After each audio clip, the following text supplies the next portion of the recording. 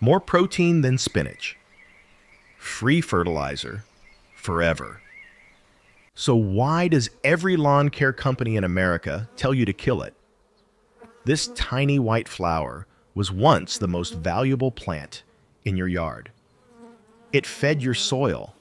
It fed pollinators. It could even feed you.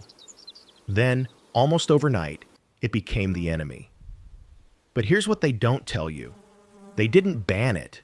They did something far more clever. They invented a problem to sell you the solution. The archive opens on a 1943 seed catalog, page after page of grass seed mixtures, and on every single one, white clover. Not as a bonus, not as an option, as standard. In 1943, you couldn't buy lawn seed without clover. It was assumed. It was expected. Every lawn in America was supposed to have it. The catalogs didn't call it a weed. They called it essential. Look at this page. Premium lawn mixture. 40% Kentucky bluegrass, 30% red fescue, 30% white Dutch clover. This was normal. Now look at a seed catalog from 1957. Clover is gone. Not just removed from the mixtures, erased. In just 14 years, clover went from essential lawn ingredient to something you pay money to destroy. That kind of shift doesn't happen by accident. Something changed in 1945. And what changed everything. My grandmother never bought fertilizer, not once, in 40 years of having a lawn. Her secret? Half her lawn was clover. She called it free nitrogen. She wasn't poor. She was smart. Here's what my grandmother understood, that the lawn care industry hopes you never learn. White clover doesn't just grow in your lawn. It feeds your lawn. Inside the roots of every clover plant live tiny bacteria called rhizobium. These bacteria do something remarkable. They pull nitrogen directly from the air and convert it into fertilizer. Free fertilizer, made underground, 24 hours a day. How much fertilizer? Between 100 and 200 pounds of nitrogen per acre per year. To put that in perspective, that's the equivalent of $200 to $400 worth of synthetic fertilizer every single year for free. No runoff into waterways, no chemical burns on your grass, no bags to haul from the store, just free nitrogen. The clover does the work. The grass gets the benefit. Your lawn feeds itself. This is called nitrogen fixation, and it's not new science. Farmers have known about it for centuries. Your great-grandparents knew about it. Your grandmother knew about it. The only people who want you to forget about it are the people selling you the alternative. But clover isn't just good for your lawn. It's good for you. White clover is completely edible. The flowers, the leaves, even the seeds. And here's what surprised me when I researched this. Clover has more protein than spinach. It's rich in vitamin C and B complex. It contains calcium, chromium, and phosphorus. For thousands of years, humans ate clover. During the Irish famine, clover flowers kept entire villages alive. Native Americans used it medicinally for generations. You can add clover flowers to salads. You can brew them into tea. You can dry the leaves and grind them into flour. This weed is more nutritious than half the vegetables in your refrigerator. So let's summarize what we have so far. A plant that fertilizes your lawn for free. A plant that's more nutritious than spinach. A plant that feeds bees and butterflies. And somehow, this became the enemy. How does that happen? For 10,000 years, humans treasured white clover. The Romans planted it deliberately. Medieval European farmers used it to restore exhausted soil. Native Americans harvested it for food and medicine. When European settlers came to America, they brought clover with them, on purpose. It spread across the continent because people wanted it to spread. By the early 20th century, Clover was so intertwined with the American lawn that seed companies didn't even ask if you wanted it. Of course you wanted it. Everyone wanted it. It was the lawn plant. Then came World War II, and after the war came the chemicals. What happened next wasn't a discovery. It wasn't progress. It was a marketing campaign. A campaign to make you hate something your grandmother loved.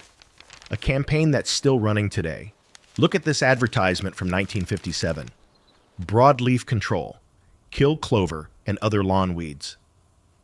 This is 2,4-D, one of the most widely used herbicides in history. 2,4-D was developed during World War II. Originally, it was designed as a weapon, a chemical agent that could destroy enemy crops. When the war ended, the chemical companies had a problem.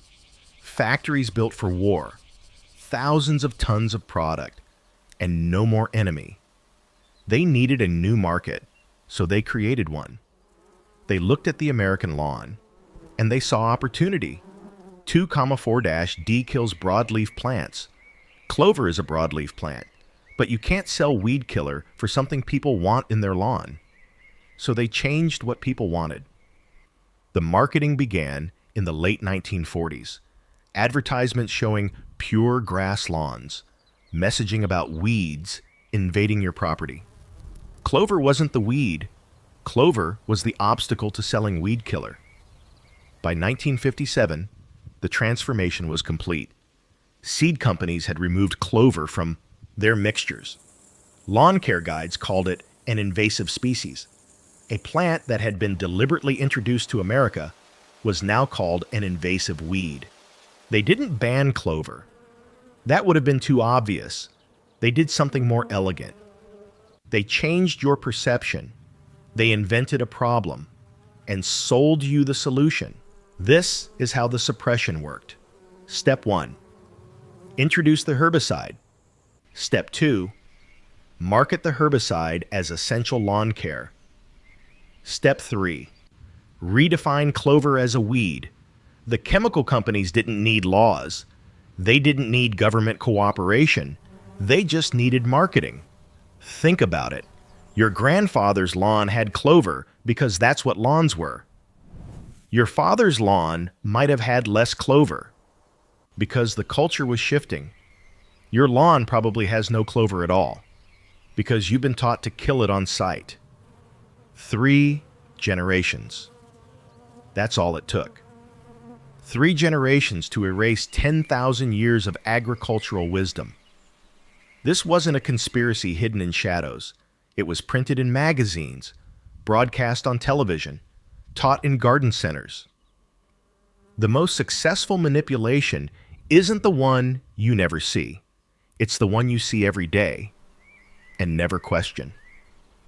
For 80 years, we've been told that a self-fertilizing, edible, pollinator-friendly plant is the enemy of a beautiful lawn. And we believed it. Let's talk about money. The average American homeowner spends about $500 a year on lawn chemicals, fertilizers, herbicides, pesticides. $500 every year. A bag of white clover seed costs about $15. One purchase, one time. And your lawn starts fertilizing itself. $500 a year, or $15 once. Over a 30-year mortgage, that's $15,000 versus 15. They turned your lawn into a subscription service. And here's the bitter irony. The more herbicide you use, the more fertilizer you need. Because you killed the plant that was providing fertilizer for free. It's a perfect closed loop. Kill the clover. Buy the fertilizer. Kill the clover that comes back. Buy more fertilizer. Repeat until you've spent thousands of dollars on a problem that never needed to exist. The cost isn't just financial. White clover is one of the most important food sources for bees and butterflies. Those tiny white flowers produce nectar almost continuously from spring to fall. When we eliminated clover from our lawns, we eliminated millions of acres of pollinator habitat. And then we wondered why bee populations were collapsing. But there's more. Synthetic nitrogen fertilizer doesn't stay in your lawn. Rain washes it into storm drains. Storm drains empty into rivers. Rivers flow to the ocean. The result? Dead zones. Areas where nothing can live because algae blooms have consumed all the oxygen. The Gulf of Mexico has a dead zone the size of New Jersey. Every summer. Clover's nitrogen stays in the soil. It's designed to stay in the soil. We replaced a system that worked with one that poisons waterways because someone needed to sell chemicals. But the truth is spreading. Across America and Europe, a quiet revolution is happening. People are planting clover lawns again. They call it ecological landscaping, or bee lawns, or just common sense. Cities are changing their ordinances. Neighborhoods that once fined people for weeds are now encouraging clover lawns. Seed companies, the same companies that removed clover 70 years ago, are selling clover lawn mixtures again. The movement started slowly. Environmentalists, beekeepers, people tired of spending hundreds of dollars on lawn care. But now it's growing faster. Because once you know the truth, you can't unknow it. Your lawn doesn't need to be a money pit. It doesn't need to be a chemical factory. It doesn't need to be a pollinator desert. It can be what it was always supposed to be, a living system that takes care of itself. The way your grandmother's lawn did. Converting your lawn is simpler than you think. You don't need to tear up your grass. You don't need special equipment. Just overseed. The best time is early spring or early fall. Mow your lawn short. Scatter clover seed. Water lightly. That's it. Within a few weeks, you'll see clover sprouting between the grass blades. Within a year, it will spread throughout your lawn. You can start this weekend. $15, one afternoon. And you begin undoing 80 years of manipulation. The archive opened on a 1943 seed catalog, a document from a time when lawns made sense, when clover was expected, when the soil fed itself. For 80 years, they told you that plant was the enemy. Now you know better. Your grandmother knew. Now you know. The archive never closes. It waits. It waits for someone to look, to question, to remember what was forgotten. If this changed how you see your lawn, share it with someone who doesn't know yet. The truth only spreads if we spread it. The archive never closes.